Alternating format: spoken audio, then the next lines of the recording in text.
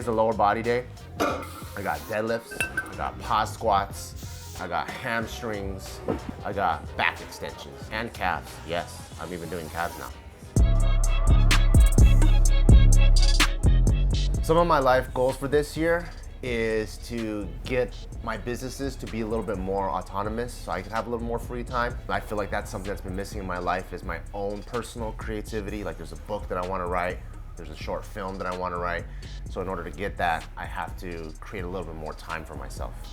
So finding enough time is something that everyone has struggles with. For the last 3 or 4 years, I've only been training on the weights 3 days a week, not because I want to, but because I have to. I have so many other things that I have to do. Imagine I was training like 2 hours a day, 5 days a week, and I was trying to run, and I was doing jiu-jitsu. I'm pretty much living the life of a full-time athlete, but what about JK? What about Barbell? What about our personal channel? What about our podcast, right? So the best way to find balance was I dialed it down to what's the bare minimum that I could at least maintain and maybe even have a little bit of progress, and that was 3 days a week. This year, I'm actually really excited because I did create a little bit more room for myself. So now my training days are 4 times a week. And now being able to dedicate 4 days a week to training, at least in the first quarter, I feel like I'm able to make a lot more gains than I have been able to do in the last couple of years. I'm too cool for the rules, baby, get off of me. Never need no push, I do it all for me. Keep a couple real hitters, got them. For the majority of the time, I can tell from the warm-ups how my main sets are gonna go. Like if I'm dialing in the technique, how explosive I am, the cues that I'm working on, are they muscle memory or do I have to be very intentional with it? If usually all those things are dialed in, I'm like, I'm gonna have a good training day today. All of last year, I didn't really train deadlifts. For the past 6 weeks, I've been training deadlifts, starting from ground zero, like no ego.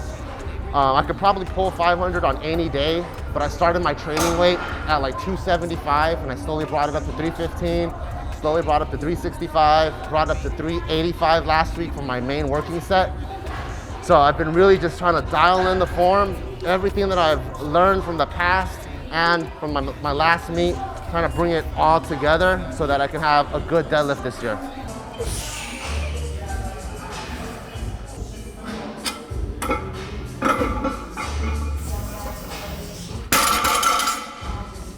So one of the problems I had before is I'll have like good form, plate 2, 3, maybe even up to 4 plates. But once I see like 5 plates and above, I think I don't trust my form or my technique and it all goes out the window and I just start yanking the fuck out of it. So I've been really trying to be patient, which is why I dialed my deadlift all the way back down to 275 and slowly built it up the last like 4 to 6 weeks. So I did everything that my old coach told me, shout outs to Sean.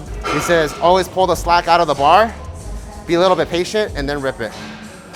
So now my cue is make sure the bar is bent before I even activate the legs. Versus before it would be the legs and the bar bends at the same time, but I don't have slack out of the bar and slack out of the body. So that was really good for a top set.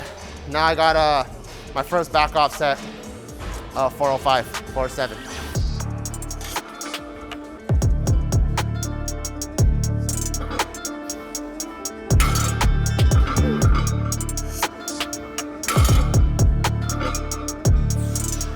I think your ego is the toughest thing to defeat. You know, like once you've been able to do something, like if you go to the gym, right? You see someone dunk, he makes his first dunk, and if he does a second dunk and he misses it, no one goes, don't have it today. Everyone's looking. So he's gonna keep going until he ends with the dunk. He's like, yeah, that's right, I'm the guy that could dunk, right? And I think everyone kind of goes through that, whether it's in real life, on social media or whatever, and even personally. So personally, when I felt like I pride myself on the guy that can pull 500 all the time, every time I am supposed to hit a top set on a deadlift, I'll always aim for the 5 plates. But what if I'm fatigued? What if I traveled? What if I was just sick? What if my training hasn't been good? What if I've only been training 3 days a week instead of the 4 days a week that I need? I'm not taking any of those other things into consideration. So I think over just the last couple of years of really trying to figure out why have I hit this ceiling, this plateau that I've been stuck at for a few years, maybe I'm getting in the way of myself. You know, I should dial my ego back down and focus on proven training principles, which is just take what's there, you know, have a plan, but be flexible enough to veer off the plan, knowing where your North Star is so you can come back.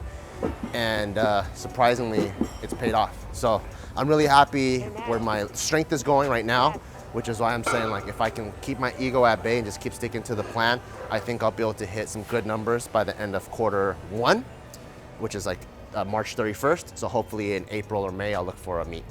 Always feels good to be back at Barbell Brigade LA, my home gym and the home of strength to many people in LA.